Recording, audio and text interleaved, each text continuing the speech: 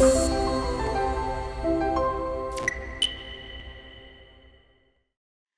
there, I'm Kathryn Wilson and welcome along to Staff Treats. And today we're going to be looking at employee experience and what this encapsulates.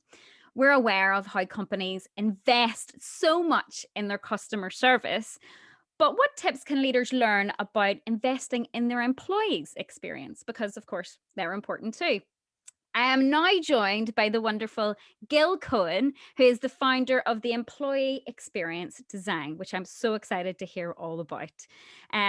He has a company which is dedicated to helping businesses evolve in their people practices because that's where they feel their roots should start. Welcome to the show. Thanks for having me. I appreciate it. Good. Okay. So I've been looking so much into your journey and how you've got here already, but you obviously went and studied a lot about people. But what have you found so far that should be helping people right now? Right now, I think one of the things that helps people is when leaders and managers lean into their humanity and lean into their people's humanity. Because ultimately, that is one of the differences that I found between managers who have struggled in the transition, whether it be to remote work or an adjusted version of being in the office or being in an essential workplace, is that leaders who have understood that they're working with people. We're all in a pandemic right now. It's not easy to deal with. One of the great quotes I saw in was early on in the pandemic was that what people are dealing with is not typical remote work. It's working from home in a crisis.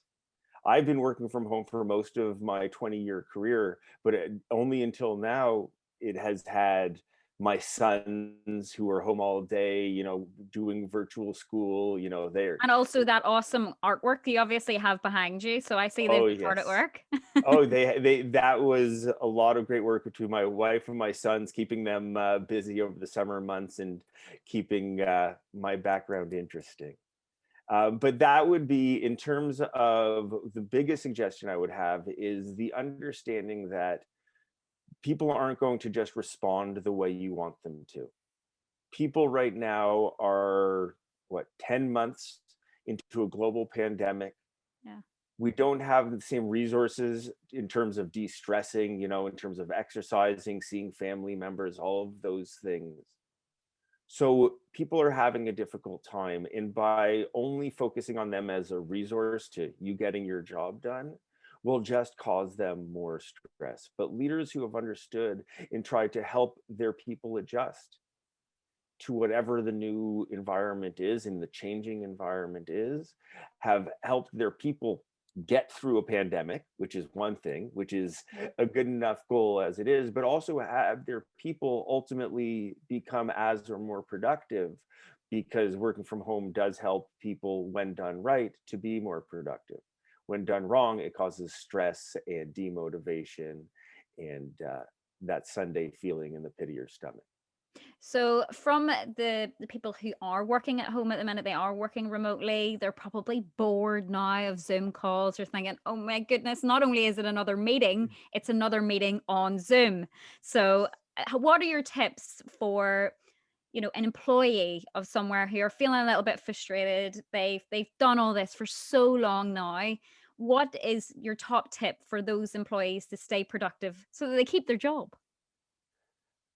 That is a very difficult question, Hmm. because one of the difficulties about this pandemic is that we're all in the same storm, but we're not in the same boat.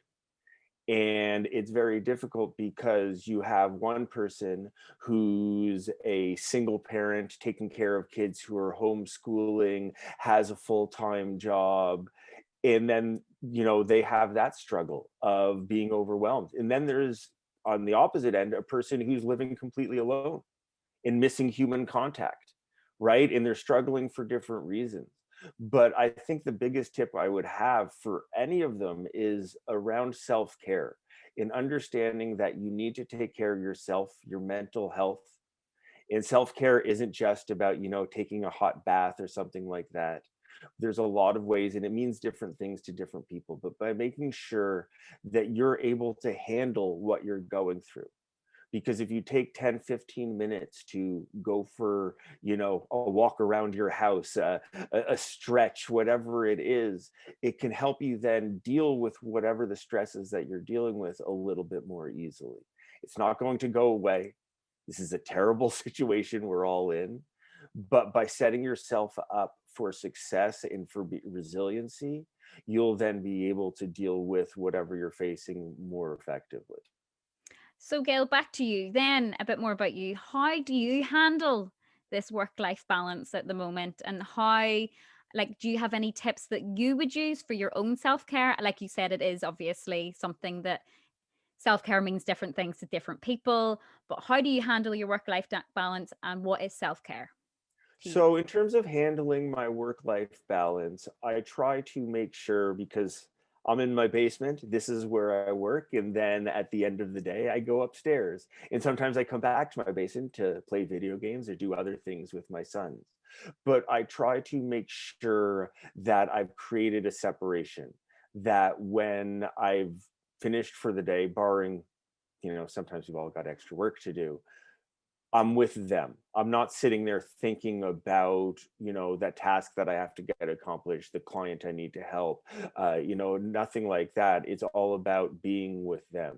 And then that also ties into the question about self-care, because one of the biggest aspects of self-care for me is around mindfulness in mindful meditation. So that is about being in the moment, accepting things as they are in the moment. And so by being able to do that, in learning that over the years, I'm able to then, when I'm with my sons and my wife, not think about work, not have that occupying my mind constantly, because I'm able to then let, if a thought comes, I can let that thought go and that's okay. And I'm able to be with my family. So that would be how I am able to achieve work-life balance, which, to be honest with you, in some ways for me has been a collateral benefit of the pandemic, because I've had time to slow down, not focus on going out places on the weekends, and it's just become family time. And that's something I'm certainly grateful for. Learning how to become more present when you're actually in the room. I think we've Yes. all been guilty of not being that for years previous to these last couple of years. So that is definitely one of the benefits for me as well.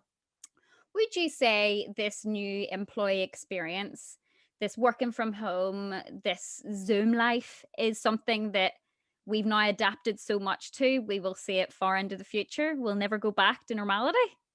What we go back to eventually, when we have herd immunity and all of that, that will not be what it was before. It won't be what it is now. There will be a period of adjustment, because back in March, I had a lot of remote work loving friends who were excited and thinking, this is the new world. This is the opportunity, the catalyst that everybody's going to go remote. 6 weeks later, I had half of my friends that I knew desperate to get back to an office because this isn't natural to them. And it still remains true to a lot of people that I speak to. Mhm. What I expect will happen will ultimately be arranged. Most places, I think, will have a hybrid where there is some work that is just better done face to face, whether it be on Zoom or in person, ideally in person for a lot of it, because Zoom can be stressful and straining, because it's not natural for us to be sitting on a call with 8 faces staring at us so close and being so conscious of being on camera the whole time. And so, what I think will happen is that companies will find and determine what's right for them in their employee cohort. As we learned, some jobs can never go remote. Yes. Some jobs that we have are too essential and too important that they're not able to go remote, and that's not going to change. There are some jobs that now that they're remote, they're not turning back, because there's some companies that are elated by this. They may have been hesitant before, but now all of a sudden that people are actually doing it and they're productive, saving money, saving time. Well, they don't have any expectations of going back to the office, and they're letting their leases lapse Yeah. that they have. So there isn't going to be one new way of doing things. It's going to be about what's right for that company, right for their circumstances, and right for their people. Because if a company was built around getting together and being social, and that's ultimately what drives their productivity together because of the relationships they build by being together, they're going to benefit from going back to the office. Some companies were remote beforehand and they have no need to go back to the office. Mm. It's an exciting time because people will then ultimately be able to find what works for them. Mm-hmm. A lot of the people would say that they've really enjoyed this time because they've had more time with their families, more time to exercise, and less of a commute. What about your experience? Have you found that now you don't have to commute, you have more time with your family? So I actually had just started back working from home a couple of months before the pandemic even started. But when I think about it, comparing the commute I had, so I had about a 45-minute each way commute, which is probably a bit under average here in Toronto. Um, and there were things about the commute that were okay, but I don't miss it. You don't miss it. I don't miss it. I'm like one of those people. I have more time to do other things. I was actually just having a conversation with a gentleman yesterday who's talking about how he used to have to stress about leaving work to get home because he wanted to be home to have dinner with his wife. And now what he's able to do is either cut it off at 5 o'clock like you normally would, or if he's in the flow of things in enjoying and getting work done, he can work all the way till 6:30 when he goes and has dinner. So he never has to miss dinner with his wife. And he has the capability of either resting or having more productive time. Mhm. So it's a win all the way around. But again, going back to what I was saying, he was also saying that when things go back, he does want to work in an office, not, not 5 days a week, certainly not even probably 3 days a week. But there are certainly aspects of his work and many people's work that we benefit from being around people. Yeah. I love working from home, but I also love the energy of being in an office, and I definitely appreciate that people miss that too. Yeah, I definitely miss high fives and hugs. Big time, big time. So, just Agreed. from my own perspective, I have a friend, and hopefully you can help out my friend here a little bit. He's recently been given a massive promotion in work, and he is feeling the pressure, and it's obviously very different now because he has to do his management remotely. But he's been noticing that a lot of his seniors have been texting him and messaging him over the weekend during hours that he doesn't usually get contact from anybody from work, but he's feeling obliged to answer these messages. Any advice you could give my friend to kind of cut them off in a nice, kind way? So it's a very difficult situation that he's in because one of the things that he's just come to learn is around the microculture of leadership. Because while there is a broad culture throughout an organization that is ultimately important, there will be slightly different ways of doing things with different groups. The way it's been accepted among the leadership team is that they work at all hours. They are very comfortable texting each other, emailing each other at all hours, which will have been led by the CEO. But to their credit, they don't pass that down onto their teams.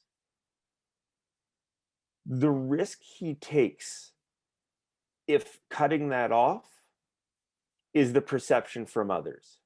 The risk he takes if he doesn't cut it off is the impact on him emotionally and the drain, because he has the opportunity to also have impact on the team.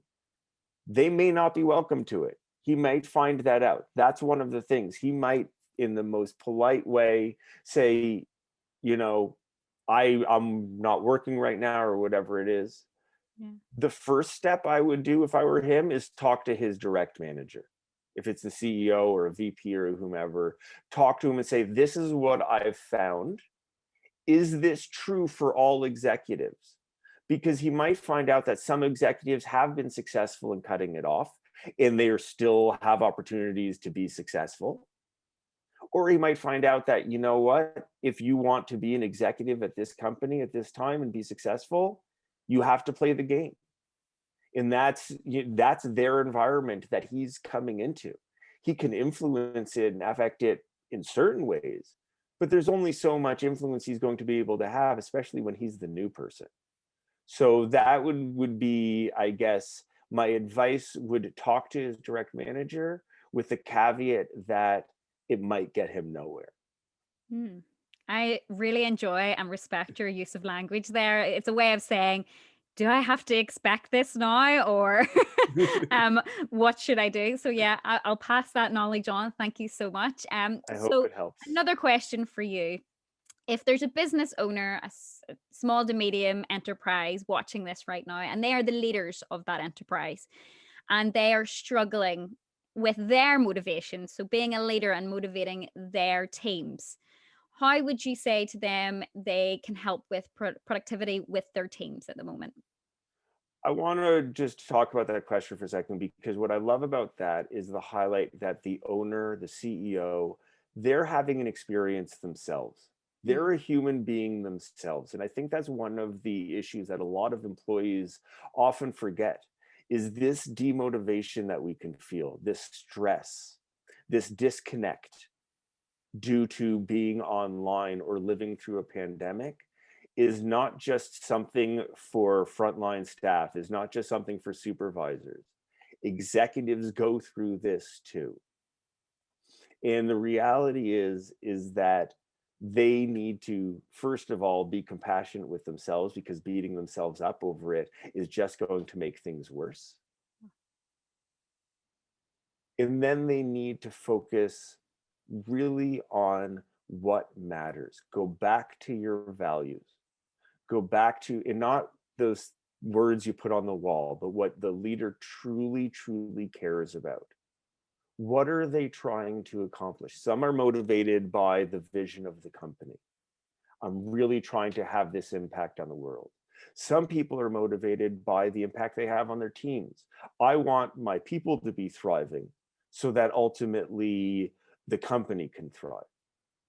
Double down on the most important things to you, because that's where you will find your motivation, your energy, and ultimately everyone else feeds off of the CEO's energy. If they're feeling down, if they're feeling negative, it's going to impact those around them. They, a lot of what the CEO does, what people don't realize isn't just about, the big decisions they make and everything, but it's about subtle things, the subtle ways they lead, the wording they use, the tone they use. And so recognizing that that tone has impact, they need to change the tone by focusing on what they really truly care about most in this difficult time. is there anything in particular that you visualize that leaders will be going through in the next couple of months? Um, it's interesting because the next couple of months, as we've seen through COVID, have been very uncertain. Always, whatever the next 30, the next 60 days. And what I expect leaders to be coping with over the next 30 to 60 days is that we're in the heart of a terrible winter. Mm. We are dealing with the fact that people aren't able to get the sunlight that they normally get. People aren't able to interact with each other the way they normally can. And there's a lot of negative news because of how bad things are with COVID through this time. Leaders will be facing people with struggling mental health. I know, say, for here in Ontario, we recently, 3 weeks ago, 4 weeks ago, restarted the lockdown order. After the Christmas break, all kids are now at home. So now you have parents who are struggling with dealing with children who are at home. So the children are struggling, the parents are struggling, and ultimately the work is likely to struggle too. So by focusing on people's mental health and helping them get through these times, that I think should be a priority. Very good. And now, one final question I have for you, and maybe a bit of a more positive, because I know we've been through things here that is a lot about the struggles we've seen in the last 12 months. But what are you most excited about For 2021, for when for your future? for my future, right now, what I'm Mm. most excited about is this VR app called Verbella, Oh, which is a virtual reality environment. You talk about the strain and the drain of being on Zoom. Well, this is a way you can be with other people while not actually being on camera. And I'm doing training in that. There's a lot of other possibilities that I think of people can use that, because it's a way to connect with others and share a space without having to feel the pressure of the camera on you and the light of that camera on you. And so that is something that is really exciting me, because people take to that well and don't like to have to be on camera all day. So that's something that's so exciting me. explain more of this. Sorry, I'm fascinated by this. So is it a So suit you get into? How does that no, work? no, it's an app on your computer. I think Okay. they're actually going to come up with a web-based version soon enough. So Okay. did you ever play a game like The Sims? I did, yes. Yes. Okay, so imagine The Sims for business. So you Right. make your little avatar, Hmm. you move your person around, and Like you are networking, it. like you're at a networking event or something like that. Absolutely, one a Oh. networking event would be a great way to use this space. You can have that one for free. And so there's the broader campus. There's a big kind of university campus, and you can do presentations there. You can do workshops. You can, have collaboration events. There's so many different ways you can use it, and it's so energizing because it takes a lot of the, I don't know if I'm allowed to say this here, but the BS away, uh, and just lets you focus on the matter at hand. It lets you focus on the task at hand.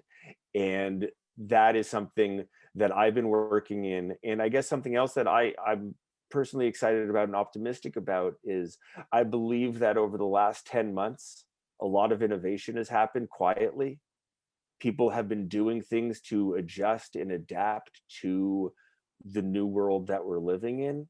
And I expect that over 2021, there will be a lot of these innovations to come out.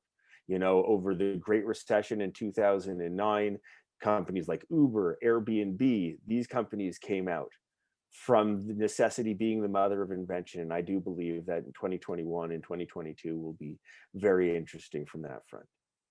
Thank you so much for that. I'm very excited and I really want to try out this experience because it sounds completely up my street, especially if it takes any of the BS out of networking. It's all good for It me. really does. Well, listen, lovely to chat to you and thank you so much for coming on and chatting to us here at Staff Treats. Thanks for I would having like me to give on. you a round of applause. Thank you so much, Gil Cohen. Thank you.